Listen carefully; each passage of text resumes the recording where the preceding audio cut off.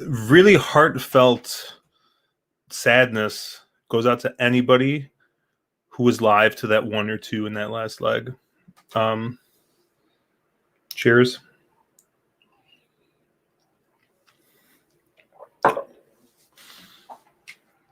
What a fucking embarrassment, huh? I mean, best horses in the world.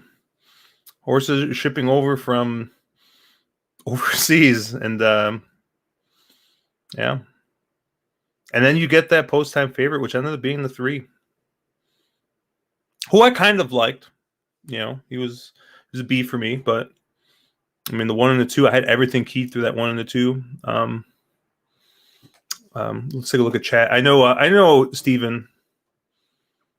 Steven is just he says he wants to come on and just bitch for 30 minutes about modern games. And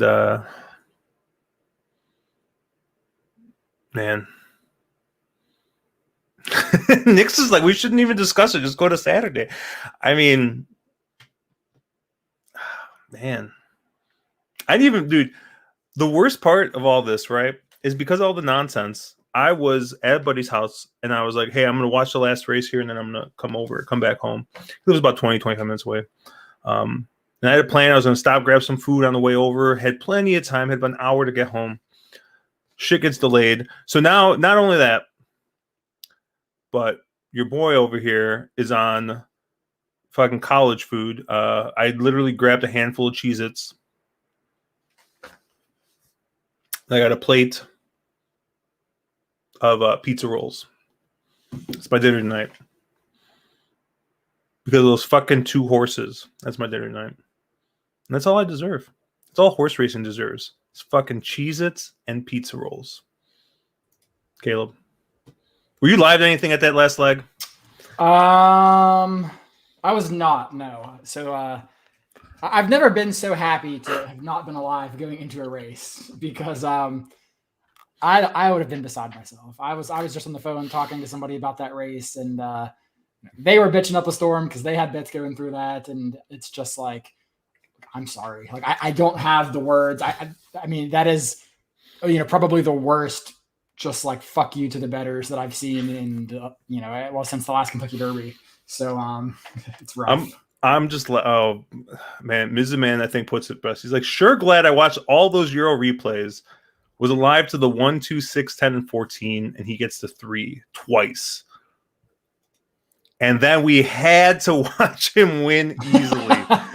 Oh my god! That's the kicker, right? It's like, you had him, and then he runs for purse money only. I mean, okay, whatever, but like, to just watch your win, your pick just right off into the sunset, and the shitter that you didn't even like is like laboring in 6th. I mean, ugh.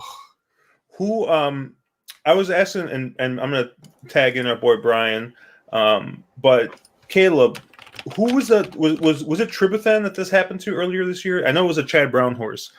Remember, he was the post-time favorite, and then he was purse money only because he lost a shoe or something. And they were like, "Yeah, we're still going to run, but it's not fair." So That sounds right, but I can't say for sure. I don't remember what horse it was. But it was like some Chad post-time favorite, and same thing happened. Man, Brian, what are you thinking? Nothing? Yeah. I jumped on a couple of Twitter conversations and okay, everybody's betting aside. I feel sorry for your bets.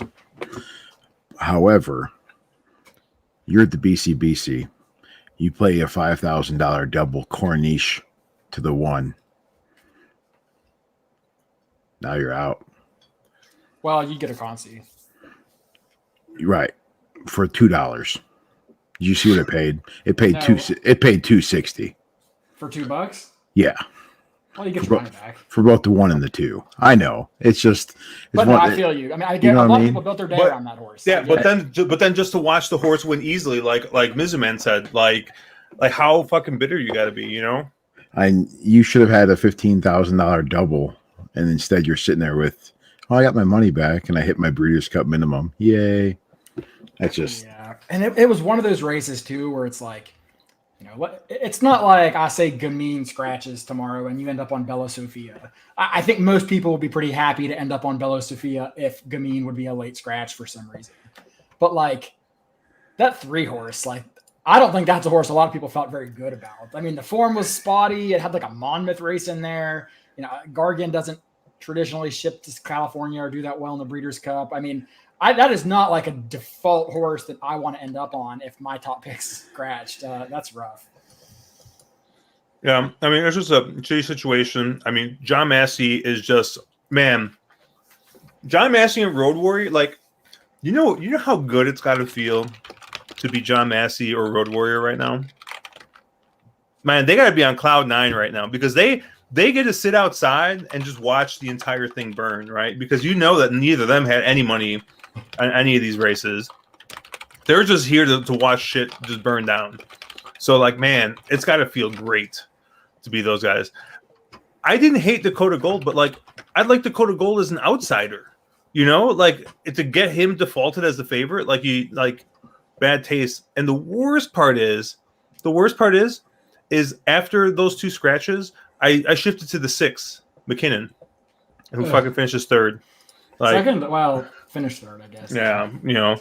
Well, the thing is, so the worst part is that, Caleb, remember how we were talking how bad the broadcast was today and, like, you had to turn the sound off? So I'm at my buddy's house. I got the sound off. So I'm just looking, right? I'm just looking at my phone, and I see them scratch the 1 and the 2. And so I'm like, oh, yeah, fucking shifted to the 6, right? Like, the 6, I think the 6 looked good. And to find out the 1 was still running for purse money, I mean, I found it eventually. I could have changed my bets, but, like, oh, just what a fucking shit show. Yep. Larry says a modern fiasco, USA. Oh, man. Stephen Fox says he blames the bettors just as much. How is that horse the favorite? Yeah. Everyone's got to be mad at the bettors because they made that 3 the favorite. That's so funny. Well, I mean, that's fair. If the 14 would have drawn anywhere inside of 10, the 14 probably would have been the favorite instead of the 3. But what's that do for you? Yeah. I was actually surprised how long the 14 was in that spot, but it sucks because I think all things considered, it was an awesome day. It was a fun day. There were some really good races. And then, just like everything else, horse racing can't get out of its own fucking way, shoots itself in the foot, and it's just like, whatever. Like, this is just how we do things, you know? And there's got to be a better answer, right? There's got to be a better answer than this is just the rules. This is how we do things. Like, what did the pick 5 end up paying? $254. Oh, that's it? No, it paid like $2,600 or something, I thought. Not that well, it depends what you look at. TVG showed 2,600, but the actual payout was 254. Another shit show. Who fucking knows what the thing's paid now? Yeah, TVG had posted on the official results 2,400 or whatever it was. But then when you look what actually got paid out, it was 254. It Really? paid out like that leg was an all. No, well, yeah, because you probably had, I mean, I don't know, you probably had 40% If not half the money in the entire pool was between the 1 and the 2. Probably. Yeah, Steve is saying $24.90 is what it paid. Yeah, ExpressBet was showing $200. I don't fucking know, man. This is a mess. This is a fucking mess. Okay. Now they've changed it. So yeah, $24.90 is what ExpressBet was showing. But if you look on Twitter, Gene, you guys know Gene. Mm-hmm. He posted the screenshot from TVG asking them because it showed 2,400, but TVG paid out like $250. He's like, "What the hell happened?" So I don't know, dude. What a fucking mess. There's some weird shit going on for sure. They didn't know what they were doing. Yeah, that's tough. Dude, you want the best thing that happened today was? Look at what I found, Caleb. Eagle rare. Yeah, the best fucking thing that happened to me all day.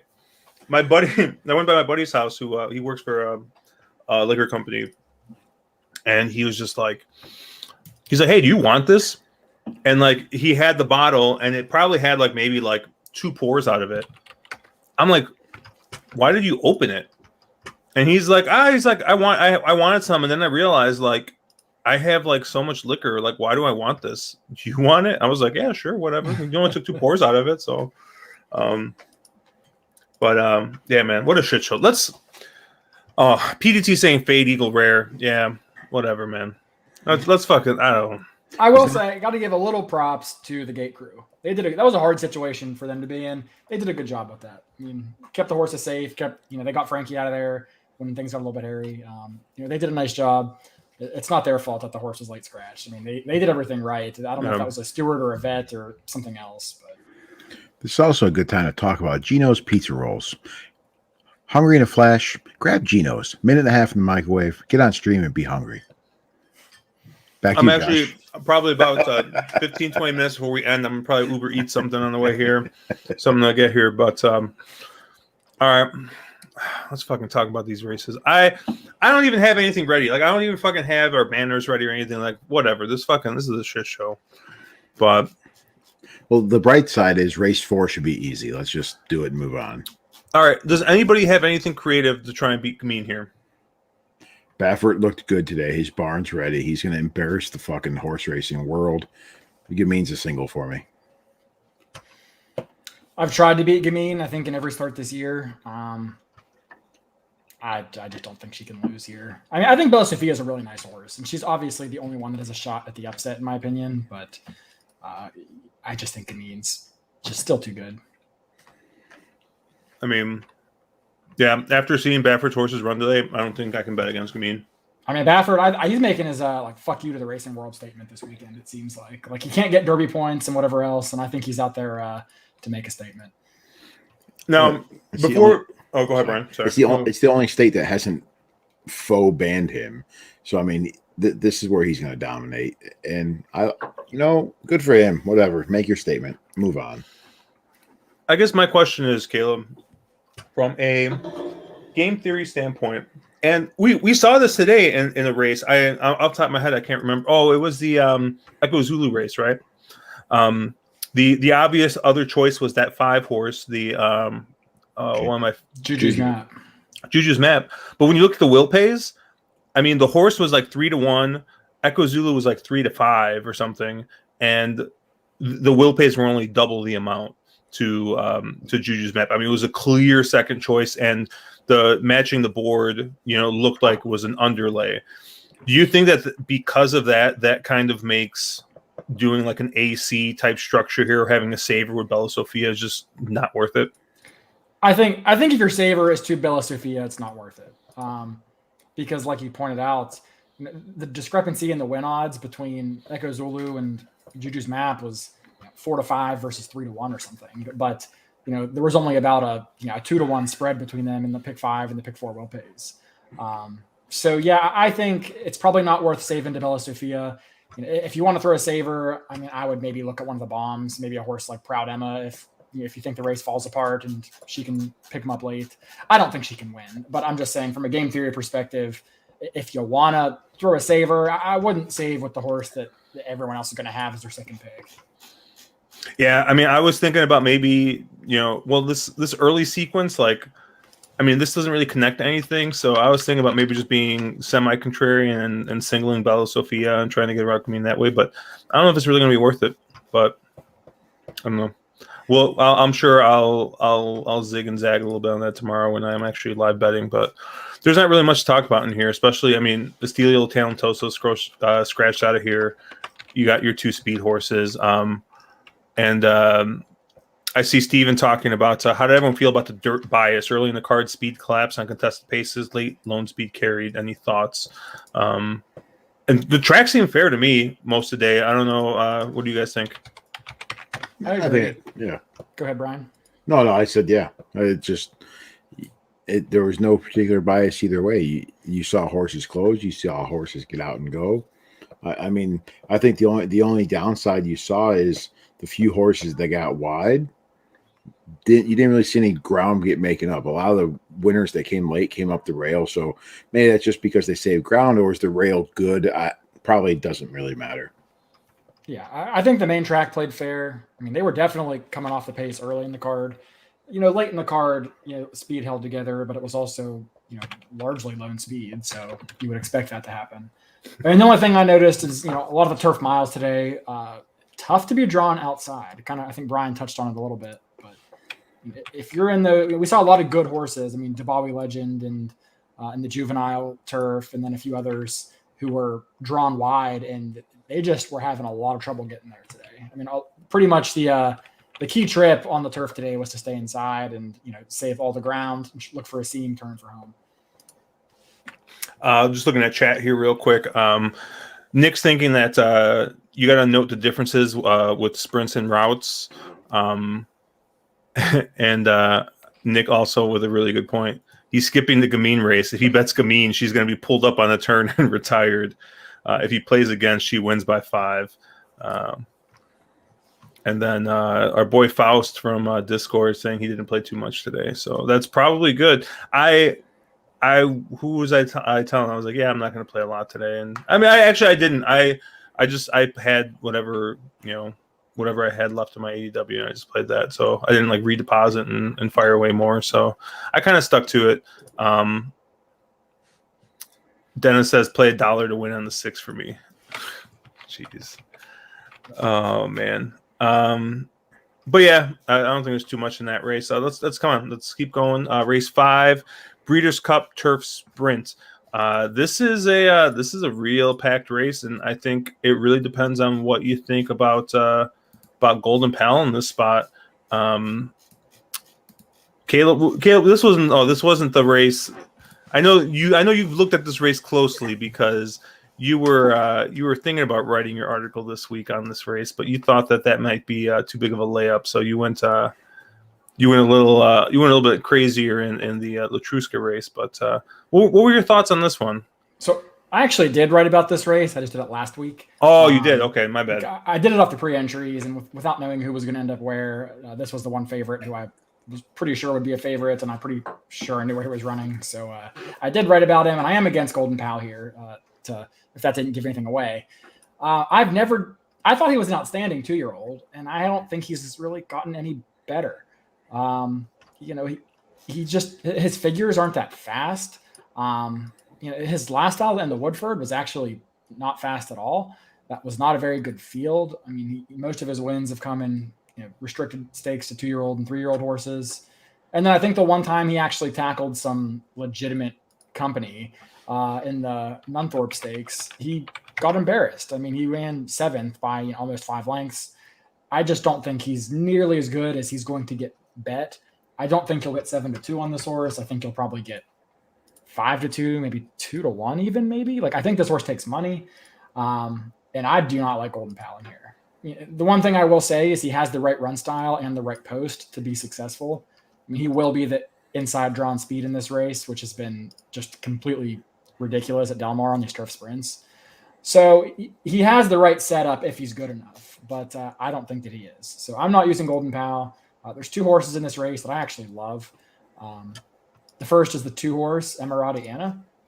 So this horse, I really, really like this horse. Comes out of a Group 1 win last time out and beat some nice horses. Starman is a really nice European sprinter. 2 races back, Emirati Annie went off and beat Dragon Symbol, who's also pretty respectable. Ran second that day in a 14-horse field, only losing to Winter Power, who is a very legitimate sprinter over there. And this horse just seems to have really found a niche, or found her groove, or his groove, excuse me, going 5 furlongs on firmer turf. And he handles the quick ground, which is something that you can't say for a lot of these horses that are shipping in. This horse has proven to handle the firm going, and he does have some tactical speed as well. He's not going to be out there with Golden Powell, but he has enough to get himself in good position. So I really like Emirati Anna with a good draw in the firm ground. The other one I like is just 2 stalls down, and Lieutenant Dan, the 4. I know Redder Dave's a big fan of this horse as well. I was a skeptic of this horse up until his last start, probably, because he spent his whole career against Cowbreds and then took a year off and didn't race. But with the 3 starts he's shown at 5 years old, it's hard to knock him. I mean, he's done nothing wrong. He can come off the pace a little bit. He has enough speed to make the lead if he needs to. He's posted big figures. He's in career form, and he likes Del Mar, and he likes 5 furlongs. He's perfect at the trip and at the course. So he has a good inside draw. I think that's really important in these turf races, to be inside. You want to be forwardly placed, and I think he makes a ton of sense in here. I don't know what price you get. I could see him getting kind of dismissed as a Cowbred, or I could see him taking some money off the recent form. But those are my 2 picks in this race. Yeah, I'm definitely with you on this 2-horse. Emirati Anna, I think this is probably going to be my top pick in this spot. Really hasn't done anything wrong. Has run some nice races this year. I mean, that July, toss out that July race, and I mean, well, that July and that May race, and I mean, this horse is just like right there with some really, really classy horses. And I'm guessing that this horse might go off as maybe the lowest of the Euro horses. I think, what is he, 5-1? So he's tied with like Gear Jockey on the morning line here. But yeah, I really like this 2-horse. I saw Nick did mention a horse that I really do like here. He said, go back and watch Fast Boat's last race. I'm a big Fast Boat fan. I think, I think Fast Boat might be one of the best, if not the best, that we got going short right now on the turf. But I do have a couple questions. One, obviously, being the post, being stuck out in the parking lot in the 11 post. 2, I don't know if, it has won at 5 furlongs, but I don't know. I think maybe this horse might like a little bit extra ground, maybe even just 5.5 might be 5.5 or 6 might be a little bit better. I don't know. But I'm not gonna. If I get a decent price on Fast Boat, I'll definitely have as a B on my tickets here in this spot. I was a little interested in the 1 Glass Slippers. I just wasn't really interested in the price, and I haven't looked overseas to see what the odds are on Glass Slippers. Did win this race last year at a pretty decent price, but the horse hasn't really been in the best of form this year. It's just kind of run third. 2 back at Corral, it wasn't that bad. I mean, ran third by 3/4 of a length, so. It wasn't that awful, but this is definitely, this is going to be something I'm going to look at prices, see this is going to be an include or exclude there. The other Euro horse I'm really interested in is going to be the 6, A Case of You. Last out, beat Glass Slippers and beat a couple other here, has pretty much beaten Glass Slippers every time they've run together this year. So I'm pretty interested in the 6, probably, like, once again, as a B horse. I think most of my money is going to be going through the 2. I'm with you, Caleb. I'm not feeling Golden Pal whatsoever. I much prefer the other Wesley Ward Kamari in this spot, but strictly as an underneath play, I don't think that. I don't think Kamari has a shot to win this race, but Kamari's definitely going to be a horse I'm going to be using underneath in second and third. Dennis asking why Kamari's in this race. He spent the $30,000 to do it, and Ward already has a favorite. There had to be other spots. I'm guessing that they just think the horse is live. I saw something that said it was between this and the Filly and Mare Sprint, and he didn't want to throw her into the filly and mare sprint without a prep. I don't know what the logic is there, but maybe he thought it's easier to go, a flat 5 on turf compared to 7 on dirt off the way off. But that was the logic I heard as far as why she's in this race. Because I had the same thought. I think she'd, would look better. I think she's a better dirt horse, honestly. So not that I don't like her in here at all, but yeah, it's an odd placement. Yeah, I mean, I think of Ward's horses, this is the one I like the most. I mean, when she's won, she's definitely won pretty impressively. I mean, there was those couple of races where she just like completely missed the start and still just like looped around everyone and won at 5.5. So I don't know, maybe 5 furlongs is too sharp here, but of the Ward horses, Kamari's the one I like the most. Brian, Caleb, and I have talked about all the horses in this field. So who do you like here? Nobody. You covered them all. Really? Yeah. All right, gun to your head. Top pick. Who you like the most? I don't have one. No. Nope. You guys covered them all. Charmaine's Mia. Charmaine's Mia. You just said something. You just picked a horse that we didn't talk about. Well, no shit, I did. No. No. Gun to my head. I like the 6. The 6. That was going to be my top pick of KCU. The only question I had is looking at what happened on time form. A lot of wins and good placings on soft grass. So I'm a little concerned how the horse takes to Southern California. But you know what? The price will probably be there, so why not? I'm just going to play against Golden Pal.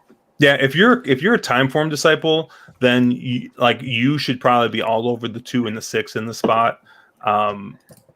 And yeah, like Golden Pal is 6 to 10 points too slow to win this race. So, but like I said, like everyone uses a different way to handicap races. Everyone looks at different products. Steve Wing saying he's had a nice day today. His big play was a big switch in the 3rd race. Yep, that was the horse that he was talking about last night. So tomorrow he's going to key the 1 and 2 3rd and 4th in the Super. In which race? This one, I think. Glass Slipper and Emerado. Something like this. 3, 4, 5, 6, 8. Ooh, he's got a lot of horses. But yeah, I've seen this kind of structure. This is definitely our boy Thunder Dan. He likes to play his super high 5s this way, kind of keying horses in 2nd and 3rd and 4th. So yeah, nice. All right, let's keep going. Let's see. Oh, Robin saying he had a past winner pop up in his TVG app today. Princess Grace is running race 3. Did you look at race 3, the Goldakova? Princess Grace looked really good in that spot. I didn't really look at this race, but I thought Princess Grace looked. I mean, I've tried to beat Princess Grace like 30 times, so of course now that I'm on her, I'm sure she's gonna run a tired 3rd or something. Well, you can also pay the rent there. Well, isn't Kent on Princess Grace too? Yep. Yeah. But yeah, I like Princess Grace in that spot. Let's move on to race 6 here. The BC Dirt Mile, aka the watered down, the ice cube in your glass of whiskey. It's gonna dull the senses and water down a couple other races. Brian, to avoid Caleb and I taking all your thunder, who do you like here in race 6? Well, man, you really gave me a hell of a race to talk about. I was gonna say that. That's really appreciate you, Josh. Good looking out. So I'm not going to talk about Life is Good because everybody and their brother is going to talk about Life is Good. Personally, I think I'd like to take a shot at trying to beat Life is Good. Probably not going to happen though. But if the price is right on Silver State, I think Silver State's close to, if you look at what Life is Good last out for in Belmont on time form, it wasn't off the page. It wasn't anything crazy. And now at that same distance, you look at what Silver State did. It's like, okay, this could be competitive. I have a 1 for 97 jockey aboard Silver State, so that's always a winning angle. And sorry, I turned it around on jockeys again, didn't I? Damn it. Sorry, Ricardo. I love you. See you soon. And Chantel, I'm sorry. And then the other one I was looking at was the 3, Ginobili. I thought Ginobili fits on according to time form. You know, what I have to have or hope happens though is somebody challenges Life is Good up front, which Jasper Prince in there to just run and hope for the best. I'm sure the connections think they have a shot to win, but I don't think that horse is probably fast enough to hang with Life is Good. So, you know, it's one of those things where for me, this is probably a not betting race because Life is Good is probably going to romp, and it's too dependent on what connections do to challenge that pace early. This is probably part of some middle pick 4 that I say I'm not going to play, but we'll end up with a ticket in. Yeah, is it? Yeah. I'll tell you, this is an interesting race only because you do have to make a small decision, right? And it just depends. Do you believe the Jackie's Warrior race more, or do you believe the Kelso more, right?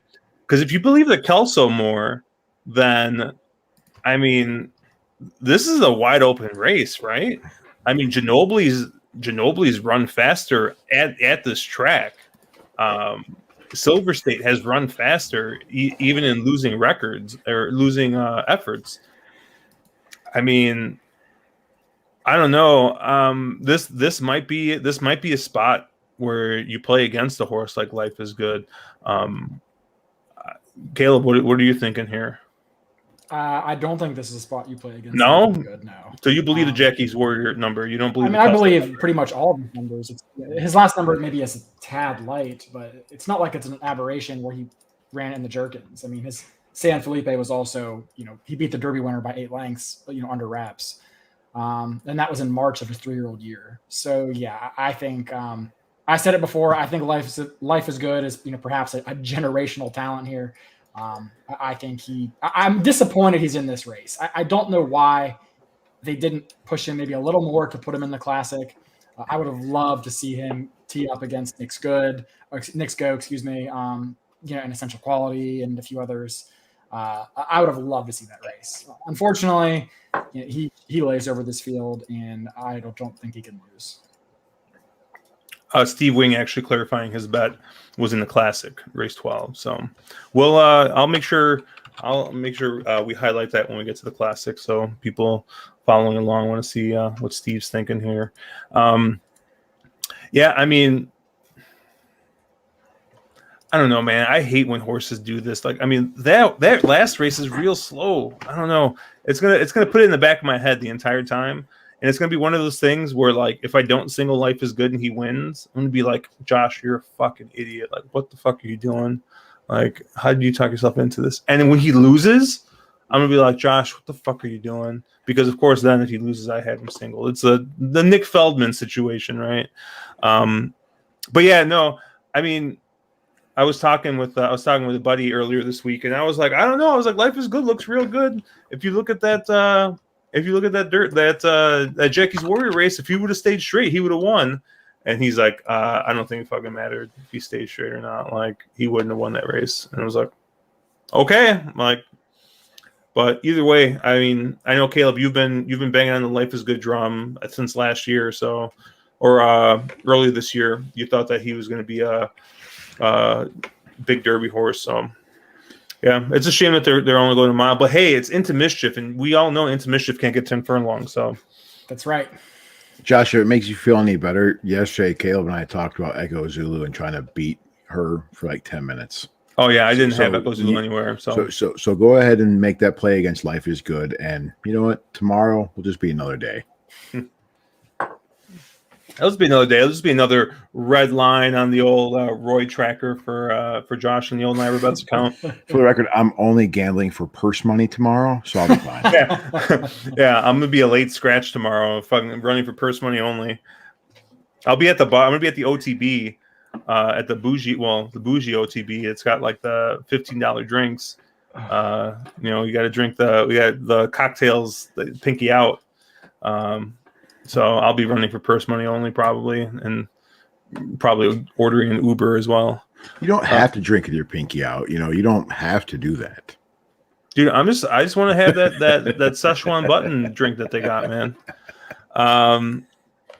All right, let's go to the Filly and Mare Turf here. Race 7. Well, actually, before we go, Nick, I did see Nick posted. He said Life is Good ran 100 on Brisnet, 2 years old on this track. Ginobili ran 104 late and 4-year-old. Life is Good about to run off the screen. So he said with more time, he would have been in the Classic. So just wanted to highlight that. Warlike Goddess is the morning line favorite here at 7-2. I did see, and I think we talked about this maybe a little bit yesterday, and it might have been off or after stream, Caleb, but Warlike Goddess was also favorite overseas, which I thought was really kind of surprising. I really like Love in this spot. I think Love is probably my top pick in the spot. I know Mark, if he was here, he would be waxing poetic about the 8 Love's Only You. I really like the 6 here. Love shipping in. I'm not really interested in any of the American horses here. Love has kind of tailed off a little bit this year. In 2020, I don't think I had a single loss in 2020. Started off the year with a win. Tailed off a little bit, came back with a nice second place last time out. I think she's just going to be set up for a nice race here. You got Aiden O'Brien, Ryan Moore. Ryan Moore already won a nice race earlier today at a huge price. So Love's going to be my top pick in this spot. In no really particular order. I'm going to use a couple more Euros. I like the 4 Rougier, coming out of the Opera. Mark had some crazy stat about horses winning the Opera, then coming to the Filly Mare Turf, they win at a pretty big clip. So I'm going to go with that. And Mark's love for this 8 Love's Only You has got me using the horse, but it's going to be more of a B type. And then I am going to use a little bit of a Daria, but I don't know. The price might be a little light for me to use real heavily, because 5-1 for a horse that kind of looks like she's tailed off form a little bit. I'm kind of betting on the fact that maybe she wants firm ground, and she's going to get firm ground here in the U.S. again. I don't know. Caleb, where did you land on this one? I'm on the All Love Exacta right here. I love Love's Only You, and I love Love. I prefer the 8, to be honest. The Japanese horse. That race 3 back in the Shima Classic, that's probably the best piece of form that any horse has had this year in this race. An amazing third to Misharif and Chronogenesis, both who would be major favorites if they showed up here. Chronogenesis contested the Arc and ran okay over ground that was way too soft. Misharif is likely going to be horse of the year over in Europe. That is just an outstanding race. She came back and then beat a pretty decent field in another Group 1 at Shatin, and then probably needed that start off the layoff last time when she lost to Sadashi, who's actually a really good horse over there in Japan. She's the fan favorite, like a white horse that is probably a little bit better at a mile versus a mile and a quarter, but a nice horse. So it isn't like that was a bad race there. She probably just needed one off the layoff. I think she loves the American style racing, the firmer turf, with the left-hand turns. I think she's going to really just fit here. She's a little bit more tactical. I like Love's Only You a ton. I also like Love for all the reasons you mentioned, Josh. No need to go on about her very much. I think you just need to look at her as she's not the horse people thought she was last year. She isn't an amazing, Hall of Fame world beater horse that we thought she might be, but she still is a very, very nice filly who's been keeping some really tough company. So I like Love. Those are really the only horses I'm interested in here. Warlike Goddess can win, but I probably have her somewhere as the 3rd or 4th likeliest winner in this race. And if she is going to be the favorite, I'm not really interested in her. Visually she looks great, but it's not hard to look great when you're beating up on My Sister Nat over and over again. So, and then, I looked at some of your horses as well. Adaria, Rogier, I'm just not really sure if Adaria is the same horse she was last year. And Rogier, I kind of think she just freaked over the heavy going that a lot of horses didn't handle last time out. So that one's kind of a price dependent play for me, but I wouldn't be totally against that Philly. But yeah, I'm on Love, and Love's only you. Before you step in, there is one North American horse I'm actually a little interested in. We'll talk about that at the end. But I saw Love's Only You. I saw the Japanese horse, so I feel like it's only fitting that I shout out our boy Ben Wilkie. He's going through a bit of a just like absolute tragedy. Had a couple friends involved in a car accident. So if you guys follow Ben Wilkie on Twitter, if you guys know him from Discord, he's Sham Powell's on the Discord. Just reach out to him. Wish him the best. We're all thinking about you, man. I know you've been kind of you weren't really around much today, but hope your friends recover. I know he did have a friend pass away, so part of that car accident. So he's a huge fan of Japanese racing. I've been thinking about him all day. So shout out to Ben Wilkie. Hope he's doing well. So after that downer note, Brian, continue. Who do you like here? How the hell am I supposed to follow that up? So you give me the Life is Good race, and then you give me the after the memorial to Sham Powell's friends. Yeah. I thought it was bad, and you kept me backstage for 10 minutes waiting for Caleb to put his makeup on. Then he still comes out first, and now this. And if you want me to quit, just say so. It's okay. It's okay. I actually have to know, Caleb, were you talking to your dad before you got on here?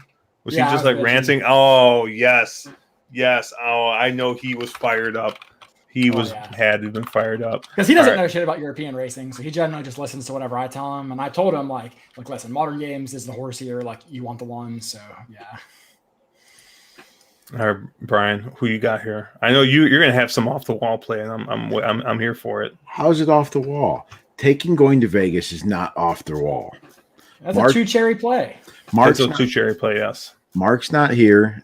And you guys beat the shit out of My Love's Only You, which I gave out last week. So if you recall, I had the Japanese flag. I was all about that horse. But now everybody's about that horse. And I'm afraid because every time this chat or this stream agrees on a horse, Zulu Alpha happens. So let's not do this anymore. I like going to Vegas. I think going to Vegas with your two cherries and Rispoli aboard should be able to sit relatively close. I don't think Adara has to come from the 12 hole all the way over. Probably is the speed, but that's a big ask here to cut all the way over.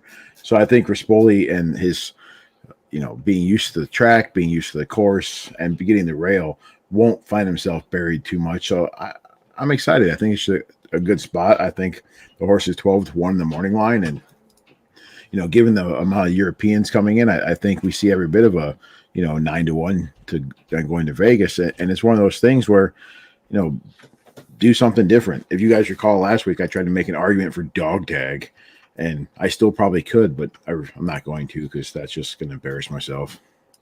Yeah, I'm gonna pull up the odds here if I can for this race. Let's see, is it this one? Nope. I don't want your betting offers. No, that's the Gamine race. So we need this one. Overseas, it looks like Love is currently our favorite here at 3-1. So it looks like the market shifted a bit. Looks like the favorite at 3-1. Love's Only You 9-2. Warlike Goddess at 4-1. Adaria at 5-1. Rougier 7-1. And then now going to Vegas, Pocket Square, all these other horses 20-1 or above. And I mean, I do think going to Vegas is going to get about as good of a trip as going to Vegas can get. Right. I don't know if the horse is good enough in the spot, but I kind of agree with you. I mean, like, the horse is going to be the inside drawn speed. Isn't the speediest of the horses? I mean, obviously, I think Dog Tag is really the speed of the speed in the spot, but is coming from the 11 hole, so is going to have to cross over, and I think going to Vegas is going to have to expend as much energy to get pressed up front. The other American horse I was a little interested in, and I'm going to wait till Caleb sips, is Pocket Square. I was hoping you'd spit it out. This is literally strictly a price play. I mean, I don't know, man. If you tell me I'm getting 25-1 on a Chad Brown horse in this race, that, I mean, on time form looks A-okay. I mean, What are you smoking? Those fractions are blue and the horse barely won. There's no way. Sorry, I don't know, man. There's my inner Mark cutting. Oh, that him was your off. Mark. Oh, I get it. With the little voice crack. Yeah, okay, I got it. I mean, I get what you're saying if you go by pure figures, but from pace, I don't see how this horse could even get there. I mean, you'd really have to have the 11, the 12, and the 1 hook up, right? Yeah, I mean, like you would need a little bit of pace, I think, for this horse to get. And that, like I said, I think that we're gonna these European horses can outkick Pocket Square. But if you're playing an exacta, you're playing a trifecta. I think if you use Pocket Square underneath, especially at the odds that you're going to get, I think it might get a little overlooked on the board here.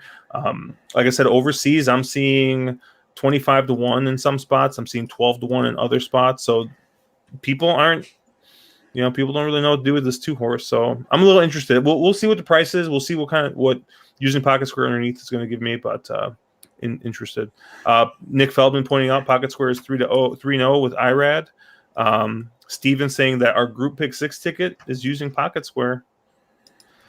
Charles Blaha saying he likes Queen Supreme a little bit as a long shot play. Is it the 5-horse in the spot? Yep. Coming from Newmarket for Andrew Packrat. I mean Andrew Balding. I tried to make a case for this 5 because you're going to get probably 60 to 1 on this horse.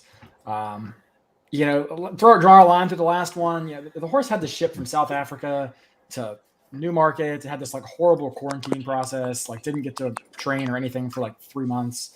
But if this was a mile and 3/16, I would like this horse. I don't know that this horse can get a mile and 3/8, but this horse is going to be 60 to 1 and probably does have a puncher shot here. Mark, how much of this stream have you watched? None of it. I'm okay. Good. Right now. Good. Very good. Don't go back and watch the last. Especially the 5 seconds before you joined. That definitely you do not want to watch that. No. What was Caleb saying about me? Nothing. It wasn't me. No, it was me. I saw Andrew Balding. I referred him to as Andrew Packrat. Ooh, yeah. Ouch. Yeah. Ouch. How'd that one feel? Hey, before you move on, I'm going to change my pick to dog tag. That's my final answer. Of course you are. Mark, we know you like the 8-horse Loves Only You. Is there anything else you like in the mile? I think I really like Loves Only You in here. I think Warlike Goddess makes a fair bit of sense, although she's probably the Philly Mare Turf. Sorry. And I like Love in here quite a bit as well. So I think Love makes quite a bit of sense in this race. All right, yeah. So we're pretty similar here. So Ryan Howard loving the Japanese horse. I think everyone really likes this 8. International racing superstar Caitlin Free, I believe, is also all over the 8 as well. I think she just likes all the Japanese horses this year for some reason, though. So she's very high on this 8. Yeah, she is. I mean, she was talking. I've heard her podcast. She's like best bet of the weekend is this 8-horse. So. Superstar, huh? Yeah. Man, try to put it on the ball. I thought drunk Mark might take a bat and hit that ball. Mark doesn't look that drunk tonight. No, I'm. It was a very prolonged wedding, and the alcohol was slowly doled out. So I'm not as inebriated as I was, let's say, the last 5 nights in a row. Yeah, you were pretty tanked last night. So I was. Yes, I was fairly in the bag. So the funny thing about Mark, you can tell how drunk he is depending on how close he is to the camera. And when his face gets real big and it's just like this, like he's fucking gone. Like that's it. But this is true. Yeah. You also today, by the way? You also know he's on a ladder. What was that? Nothing. No. What'd you say, Mark? I was saying, how'd you guys do today? I really just catching up on stuff now, and I didn't. Do we really want to talk about this after we literally let in after that fiasco in that last race? No, let him live in his Caribbean world and just not have reality. Oh my God. Nobody wants to rehash old wounds. Stephen actually, Evil Bob Dole, Stephen Fox actually said he wanted to come on stream so he could rant for 30 minutes about the last race. Oh, yeah, It was not good. It was not good, Mark. But we did tell him he wouldn't be able to go 30 minutes without you cutting him off, and you weren't even on the stream. So I don't know. Okay. All right, let's keep going. Race 8, the BC Sprint. Once again, another race I don't think we need to talk a lot about. Who is trying to beat Jackie's Warrior in the spot? My buddy's not into horse racing at all. He'll bet on sports every once in a while, and so I was over at his house. We were watching some of the races, and he goes, "Hey, I use FanDuel and FanDuel Racing, and Caleb, you might know about this because you were complaining about this, but he's like, hey, FanDuel Racing's got a promo for 20 to 1 on any horse, if you bet $5. He's like, who should I bet on? He gave me his phone. He's like, hey, can you place a bet for me? I put the $5 20 to 1 bet on Jackie's Warrior because I think Jackie's Warrior is the most likely winner of the entire card and the entire weekend. So I agree, and I have nothing else to add. Yeah, I mean, right? Like, this is Jackie Warrior's race to lose. Jackie Warrior needs to run, like, I don't know, the worst race of his last 10 races to lose this. I mean, it was one of the softest fields he's faced in quite a while. I don't want to talk this one to death. I think you single Jackie's Warrior, if you can somehow get around Jackie's Warrior in the horizontal, everything gets blown up here, but I just think he's one of your most likely winners. Definitely in these sequences, if not on the weekend. I mean, like, you look at it this way. The worst race that Jackie's Warrior has run sprinting this year, and I'm including the Pet Day Mile, even though it's a mile, is still faster than the best race of any other horse in this field. Yeah, and yeah. I don't know how you make an argument against a horse like that. Yeah, and DJ Two Beats, you're saying why not Gamine at 20 to 1? And I'll tell you honestly, the difference is basically what Caleb said, right? Jackie's Warrior, I think, towers over this field much more than Gamine does. If you look at Gamine's last race and you look at oh man, why am I already forgetting the horse's name? Caleb, who's the second choice tonight? Yeah, Bella Sophia's last race. Bella Sophia technically ran faster on time form last race than Gamine did. I still think Gamine is. I mean, if you took your 20 to 1 bet on Gamine, like I think that's a good bet still. I just think that Jackie's Warrior, I think it towers over this field more. And I already see Nick Feldman saying Jackie's Warrior over Aloha West is going to be a significant exacta for him. I think Jackie's Warrior over Following C will probably be a play for me because I think what happens is Jackie's Warrior gets out on the lead, Following C sits just behind, and they just play a merry-go-round, and that's how this race ends. So I'm guessing that it's going to be a real chalky exacta. I'll take a look at probables. Yeah, I mean, that's kind of how I see it. I love Nick's exacta. I think yours has zero chance to hit, to be honest. You think mine has zero chance to hit? Really? Wow. I do, yeah. I love Nick's exacta, actually. I'll 100% agree with Caleb. So you think Following C is going to actually try and duel, huh? I think from the rail he's going to try to send. He probably isn't fast enough, and he's just going to kind of fade in the process. They have to, right? That's the only option they have is to try to go, and they're not going to go with Jackie's Warrior. I would take one of the off-the-pace runners to get second. I mean, maybe like Aloha West is a great pick there. Maybe CZ Rocket or something like that. You guys are under the assumption that these people are trying to actually win this race. And the thing is that none of these people are trying to win this race, all right? We already saw this, right? This happens all the fucking time. Everyone just assumes Jackie's Warrior is going to win. The connections all assume Jackie's Warrior is going to win. So everyone's like, how do we get second in this race? And the only way Following C gets second in this race is to not duel Jackie's Warrior and to sit off in second. So that's kind of how I see that this is going to happen. Like, who's riding tomorrow for unless it was fucking like Paco Lopez or something, like, no, it's John Velasquez, dude. John Velasquez is going to sit chilly in second and then just, not move his hands and collect a, $50,000 paycheck or whatever for second place, whatever nonsense happens here.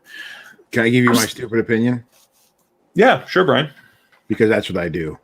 Which 20 to 1 horse am I going to pick? Which 20 to 1 horse are you going to pick? Matera Sky. Lexingtonian.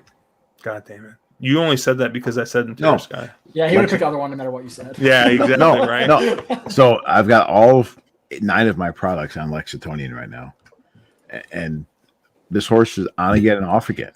if anything goes wrong with Jackie's Warrior, Lexingtonian should at least be in the money. And it's like, okay, the horse ran 120 in the Vanderbilt at 6 furlongs, and then had a very hot pace in the Forego and at 7 furlongs. Maybe the horse can get there. I mean, Lescano's going to be trying. He doesn't know that his horse can't win. He wants to be a Breeders' Cup jockey, so he's going to be riding his ass off tomorrow. You know, maybe somebody like Jose and Flavian are like, oh, we can't win. We're just going to go. This is the kind of race Jose can steal or get stupid with. So why not? That horse is going to be 45 to 1. That's all I got. Oh, Caleb, you're on mute. That's the best Caleb sounded. It was. That was my best opinion of the day right there. You know what? I'm just keep it to myself now. Oh, no. But no, I like the angle, Brian. I don't think he can win, but I think he's a great underneath horse because he definitely is an every other race kind of horse. And his others are bad, but his Right. everys are pretty good. You know, you can't count a horse like that out. So you're thinking he's more of your like a money back special type of horse, right? Like you're going to get those huge odds, and you can use them in that. Yeah, I don't hate that take, Brian. Underneath, but yeah. I mean, chances of the horse winning. I mean, Jackie's Warrior, that, you know, they'd have to fall off the horse, or maybe just run for purse money. Maybe that happens. Well, I mean, Joel occasionally does try to race speed horses, so let's just leave that in the conversation. All right, Mark, let's talk about race 9, the Breeders' Cup Space Blues, grade 1. The Breeders' Cup Space Blues, yeah. Yeah. I know, Mark, you're huge on Space Blues here. Yeah. We got a full field here of 14 with a couple of AEs, and I already see Jimmy Two Eyes talking about Casa Creed a little bit. He thinks if it looks like Casa Creed's been working with Warlike Goddess pretty well. If Warlike Goddess runs well, do you upgrade Casa Creed? I think, Caleb, you might have mentioned this last week that you wish Casa Creed was actually running in the sprint, the turf sprint, not here. I do. I think he's. I mean, 5 might be on a sharp side for him, so I guess I understand why he's maybe here. But I think the sprint's a softer field than this, and I think he's better shorter, even if 5 is on the sharp side. Regardless, I guess to Jimmy's question, I mean, that's a great angle to take a look at. It would make me upgrade Casa Creed, but I don't know that I could upgrade him enough to become usable from that post. Outside posts, we're really up against it today, going a mile at Del Mar. All right, Mark, why don't you talk to me about your 3 horse here? Yeah, I just think Space Blues is one of the classiest turf sprinters in the world. I think right now he's probably your best turf sprinter. Obviously, he's not really a 5 furlong horse, but it's 6 to 7 furlongs. He is an absolute monster. Yeah, I mean there are question marks here, and I know Caleb's going to beat me up with the fact he's never gone around 2 turns and that he's never actually gone a mile. But I think he's so much better than this field. That he gets it done. This is a big competitive field. This is the kind of spot I want to take a shot on a horse that I'm going to get 3 to 1 on arguably one of the best horses in the world. Charlie Appleby is on record saying that of his entire contingent, this is the one that's the most likely winner. And his across the really, really heavy going last out at Longchamp, he was dumb impressive. Space Blues is just a crazy turn of foot. He's one of the most push button horses I've ever seen, where he can sit behind cover and just gets a snap and gets asked to go, and he just the amount of speed he can turn on in 3 or 4 jumps, the amount of gain he can get is just crazy. I think the Del Mar surface will be really good for him. Maybe he's a quote, a bit short from a Euro standpoint, and it stretches him out a little bit. And Willem Buick is a hell of a jock. So he's 10 for 18 lifetime, and he's a horse that in anything horizontal, I'm gonna be very okay having a large percentage of my money going through it, just in the fact that I think if you go beyond Space Blues, and obviously I'll admit that I do have a real soft spot for him, but if you go beyond Space Blues, you have to all of a sudden get really deep in these kind of races. And how you develop leverage and how you develop value is by getting aggressive in a spready race, or race will be spready for most people. So, Mark, I have to correct you. I know you said you have a bit of a soft spot for 2 turns, but I believe you have a bit of a hard on for Space Blues. Sorry. That is also probably quite accurate. Yeah. So not a soft spot, it's a hard on. just in case anyone out there was Why do you watching. take a 5-year-old horse and try a mile for the first time? Because they're probably going to retire him after this race, and it's one of those things where they can go and say, "Hey, he's got the pedigree to get a mile." That makes him worth that much more stud. I know there's the old adage, you never take a short price on a horse doing something for the first time. But I think running 7 furlongs in Europe to transitioning to the flat, like the absolute flat 1 mile here in the U.S., I don't think it's that big of a difference. Yeah, I mean, just because he's got 7 furlongs across the bog at Longchamp last out. I don't think the extra furlong here is really going to be that big of a deal. If he was a horse that had never gone further than 6, if he was a 5 or 6 furlong specialist, yeah, that's a different conversation. But he's a horse that's gotten 7 consistently. It's not been a problem for him. So Nick Feldman's talking about horses that didn't run today. He said that Space Blues would be a single for him, but he said after the way Modern Games ran, who didn't run today. So I don't know what Nick Feldman is talking about, but he said that Space Blues is his best chance at a win, and it's true. Space Blues will be his best chance at a win since he did not win a race today. He didn't have any runners. No, he didn't have any runners. So What the hell happened? I apologize. Nanya. At a wedding. dude, we cannot do it again. We cannot do it again. We'll Oh talk my after. god, we'll talk. Yeah, we'll talk afterwards about what happened. That was just nonsense. Scratch, re-entry, scratch, purse money only, race. Oh, Yep. Goodbye, Mark. Cool. Yeah. Brian, since you dunked on Mark, which I know you said you were kind of sad that you were going to miss on it today. Dunked on Mark. He's 5'4". The traveling clown circus dunks on Mark. Hey, Muggsy Bogues could dunk, right? Oh, he got game. Charlotte Hornets. Muggsy was the slam dunk champion in like 1994. No, it was actually Spud Webb. I think you're thinking of. No, Muggsy won too, I thought. I don't think so. But anyways, who do you got? Who do you got here, Brian? I'm Googling shit now. Who do you like? God. All right. Who do I like in race 9? I really don't. However, I only have one choice. Scroll down to the number 10, please. I knew it. I fucking knew it. Is it blowout? God damn it! Scroll down to the number 10, please. Thank you. Thank you. You know, Joel Rosario and Chad in the Breeders' Cup? Oh, Oh my God, he's got the balloons too. I got the balloons. Listen, man. Sorry, Josh. I couldn't resist. I like Blowout. I do. I think Blowout actually fits a little bit. And the horse is going to be forwardly placed. And the question is who, right? I know, okay, Mark's all about Space Blues and, more Mo Force is going to come running late. But you start going through these horses that we know where they're at in their internal fractions. And just maybe this horse can go. And Smooth Like Straight will probably pressure is my guess. But, if Blowout runs her fractions, I like the mare here. I think it could be an interesting story.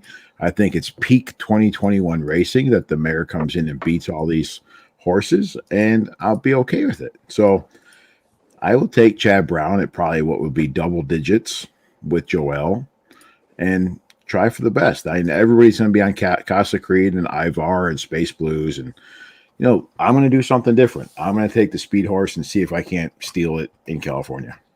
I know speed wasn't great today, but you never know. Brian, I don't hate Blowout in this race. Thank you. Believe it or not. Goodbye, Josh. Josh is gone now. I don't like Blowout, but her last race was good, and she had a win in your in to the Philly and Mare Turf. Instead, they supplement her to run her here at a mile. She's probably lone speed. I think Rispoli probably sits on Smooth Like Straight. I don't. She's not my top pick. She's probably not even my top 4. But she might make a ticket of mine, on a C kind of ticket. I don't hate that. She's a peak me horse lately because she's going to have value and she needs a few things to go her way to win. But from a gambling standpoint, it's pure gambling.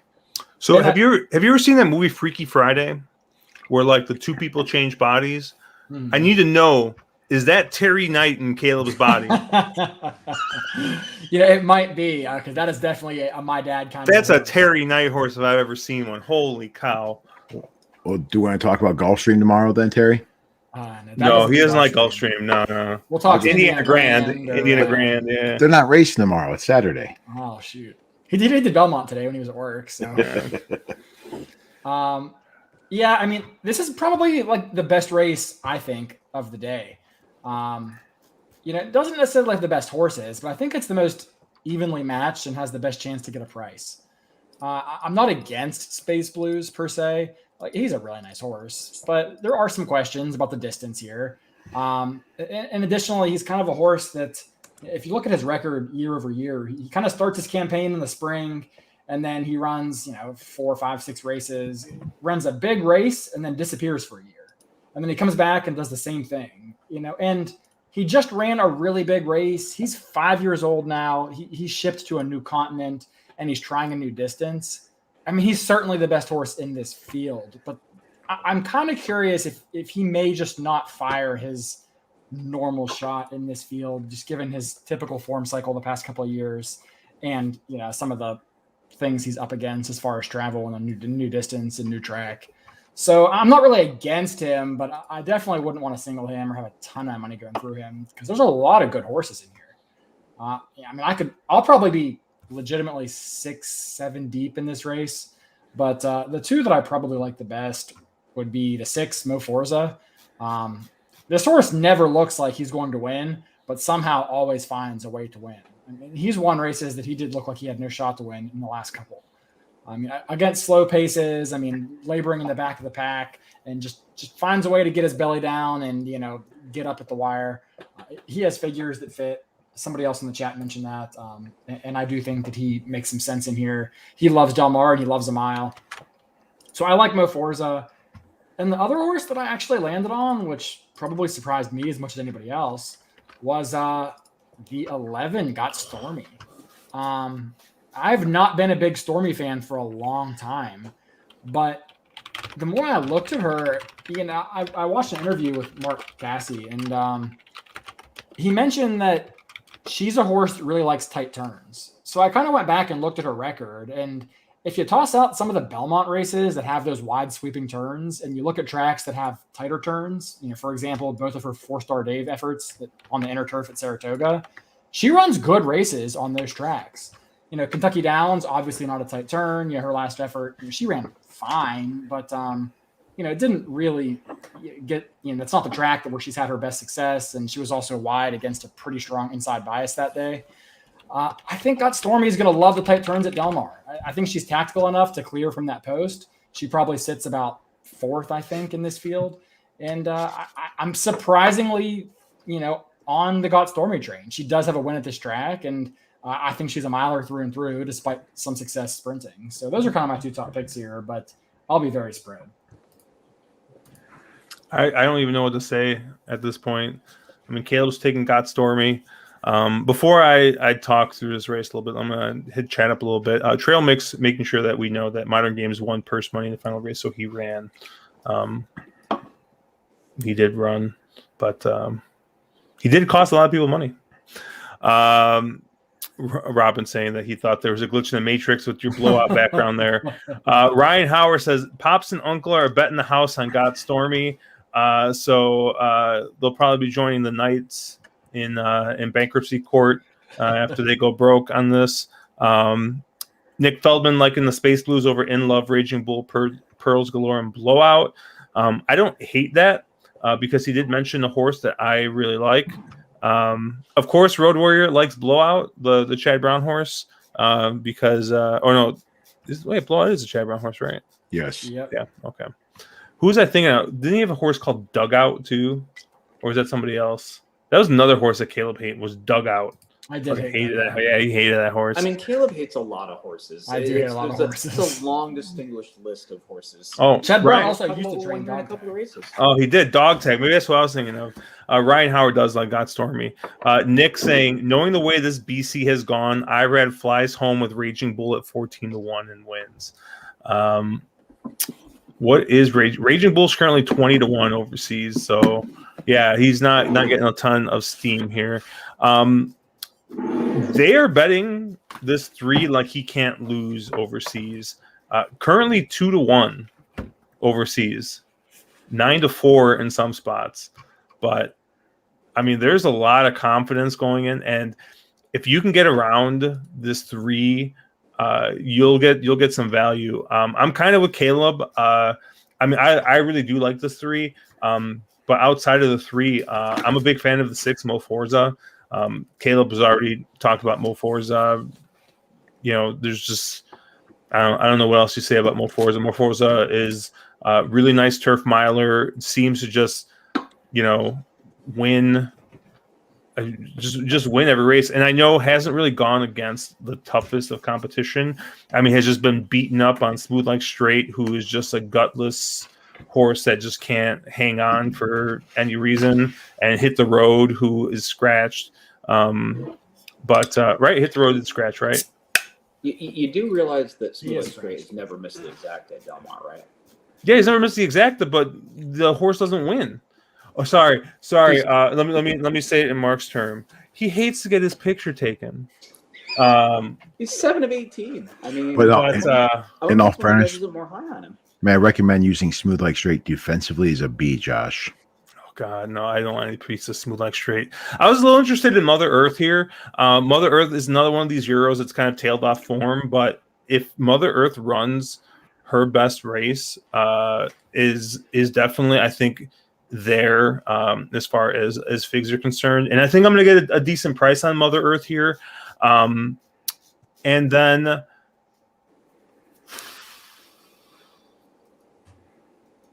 I think I like Ivar. I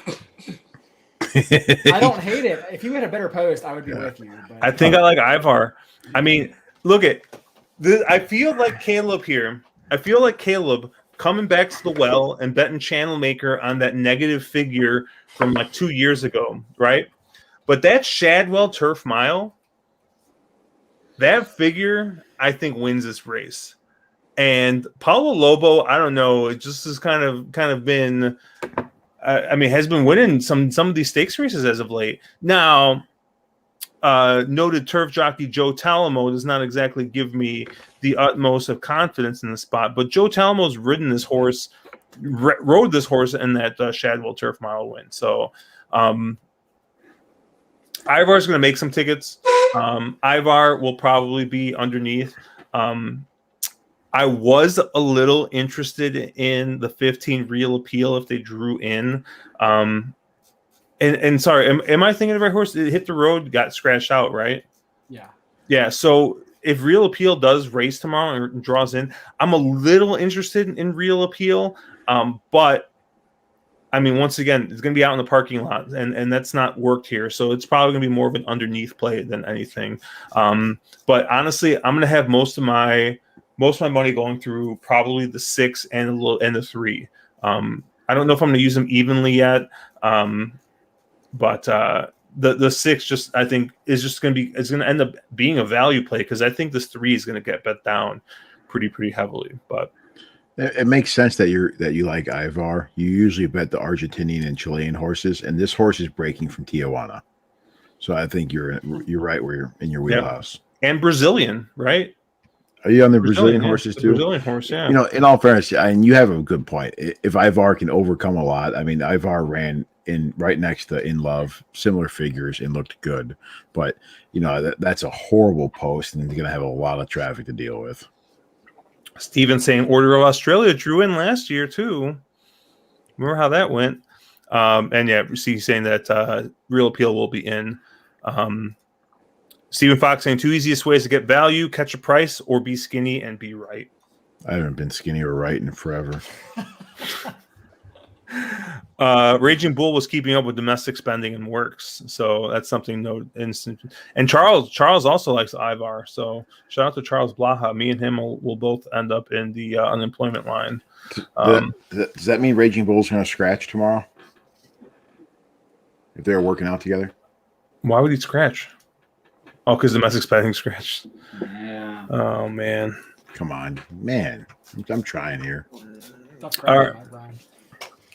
All right. So, Brian, because I did you dirty so bad, race Gee. 10, the distaff. You want to talk about this one first? Oh, I could talk about this one first. Okay. There we go.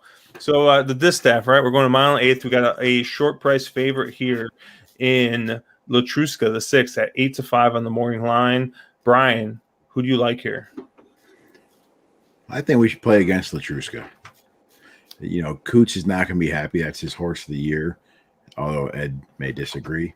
You know, I just made fun of Josh for taking a horse out wide, right? And then I'm going to sit here and say, at a price, I'm going to take the 9 as time goes by.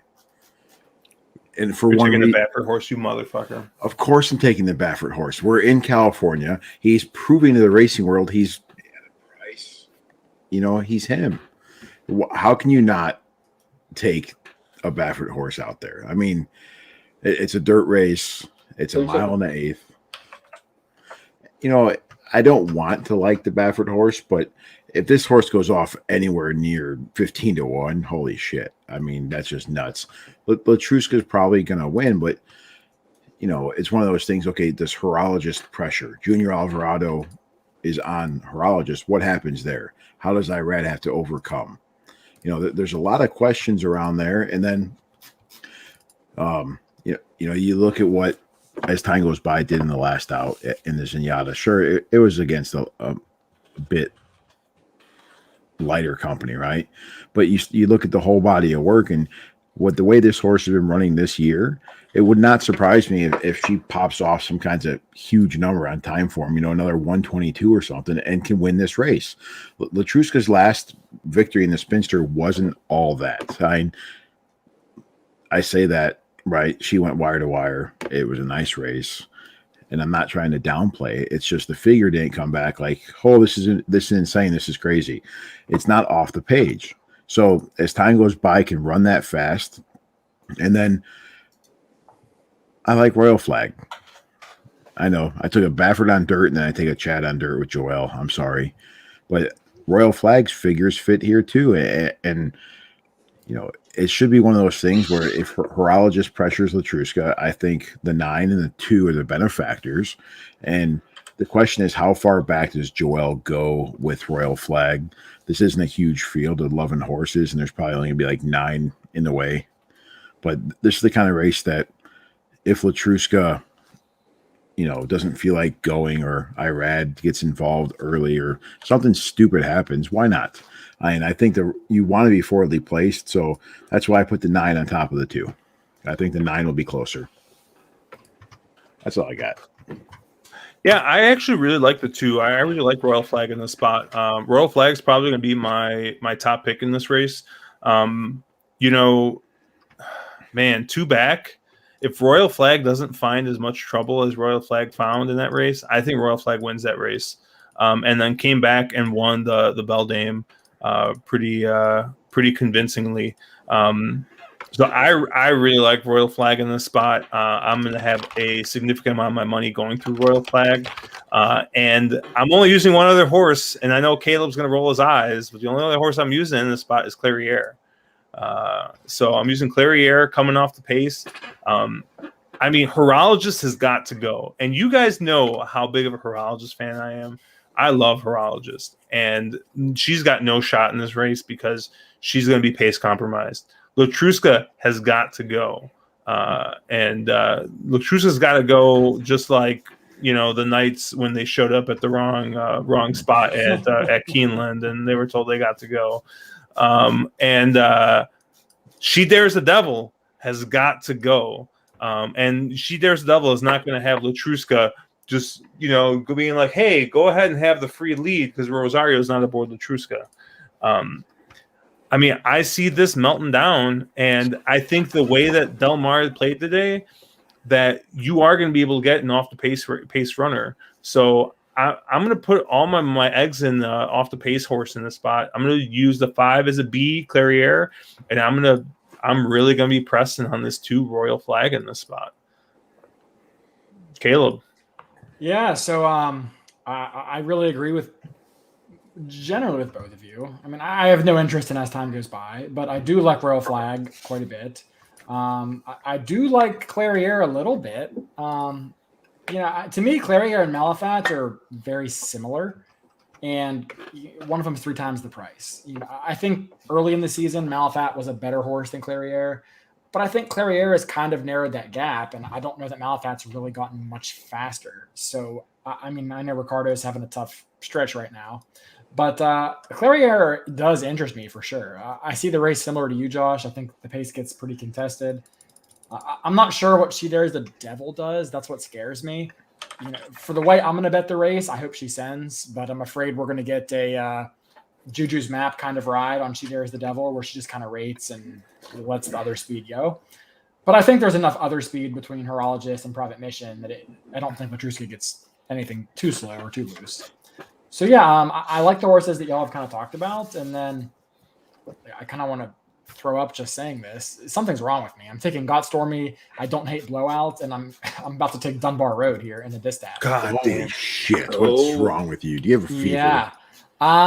He's got fever, and the only medicine is Dunbar Road. Dunbar Road. So we all know she was a nice filly when she was 3. Like, she was a very nice 3-year-old filly. We know she'll run all day. The distance is not going to be an issue. She won the Alabama. I mean, she won the Delaware Handicap at 1.25 miles. She wasn't good at 4. She didn't really take a step forward. And then her first start as a 5-year-old was, pretty bad in the La Troen.